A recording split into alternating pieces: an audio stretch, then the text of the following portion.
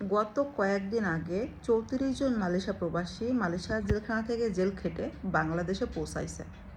তো তারা এয়ারপোর্টে যখন সাক্ষাৎকার দিচ্ছিল তাদের ভিতরে অনেকেই বলছিল যে আমার ভিসা আছে, তারপরেও আমার জেলে যাওয়া লাগছে।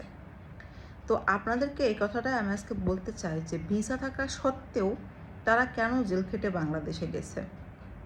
তার ভিতরে দুইটা কারণ থাকে, একটা হচ্ছে কিরজা ছালা, একটা হচ্ছে তামপাত ছালা, আরও অন্যান্য কারণও থাকতে পারে।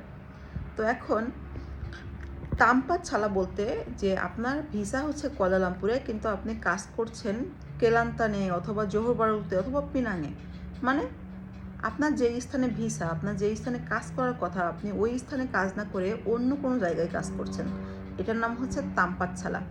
আর কিরজা ছালা বলতে আপনার কাজ হচ্ছে কনস্ট্রাকশনের, কিন্তু আপনি কাজ করছেন হয়তোবা কোনো দোকানের অথবা কোনো ফ্যাক্টরির, এমন কিছু, মানে আপনার যেই সেক্টরে কাজ আপনি সেই সেক্টরে কাজ না করে অন্য কোনো সেক্টরে কাজ করছেন। তো এই কারণেই হচ্ছে মালয়েশিয়ার ইমিগ্রেশন গ্রেপ্তার করে ভিসা থাকলেও। তো ওরা হচ্ছে অ্যালাউ করে না, আপনার যেই সেক্টরে কাজ আপনার ওই সেক্টরেই কাজ করা লাগবে, না হলে তারা অ্যালাউ করবে না। আপনি যেই এরিয়াতে আপনার ভিসা ওই এরিয়াতেই আপনার কাজ করা লাগবে, আপনি অন্য কোনো এরিয়াতে গেলে তারা আপনাকে গ্রেপ্তার করবে। তো এমন অবস্থায় যখন কোনো ওয়ার্কার ধরা খাচ্ছে কিরজা অথবা তামপাত ছালা কেসে, তখন কোনো বস আর উপকার করতে চেয়েও পারছে না, কারণ বসের নামে অলরেডি কেস হয়েছে। কারণ বস কেন আপনাকে অ্যালাউ করলো অন্য কোম্পানিতে কাজ করতে অথবা অন্য স্থানে যে কাজ করতে, এখানে বসকেও হচ্ছে দোষী বানানো হচ্ছে।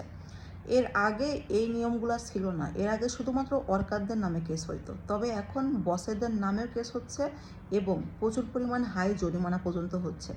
এই জন্য মনে করেন ভিসা থাকা সত্ত্বেও অনেক ওয়ার্কারদের এখন দেশে চলে যেতে হচ্ছে, কারণ ওই যে আপনি যে কেসে ধরা খাইছেন সেই কেসে আপনার বস আপনাকে আর হেল্প করতে পারছে না।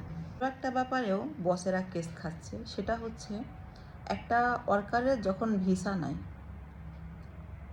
সেই ওয়ার্কারকে যদি কোনো বস এখন নতুন করে কাজ দেয় আর এমন অবস্থায় যদি ধরা খায়, তাহলে এই ওয়ার্কারের নামে হবে কসম কেস এবং বসকেও হচ্ছে কেস দেওয়া হবে যে সে কেন একটা অবৈধ লোককে কাজে রাখলো, বসকেও জরিমানা করা হচ্ছে। তো এই হচ্ছে এখন মালয়েশিয়ার পরিস্থিতি, ভিসা থাকলেও জ্বালা, না থাকলেও জ্বালা। এই হচ্ছে সমস্যা। কয়জন ওয়ার্কার আছে যারা কিনা নিজ বসের অধীনে কাজ করছে?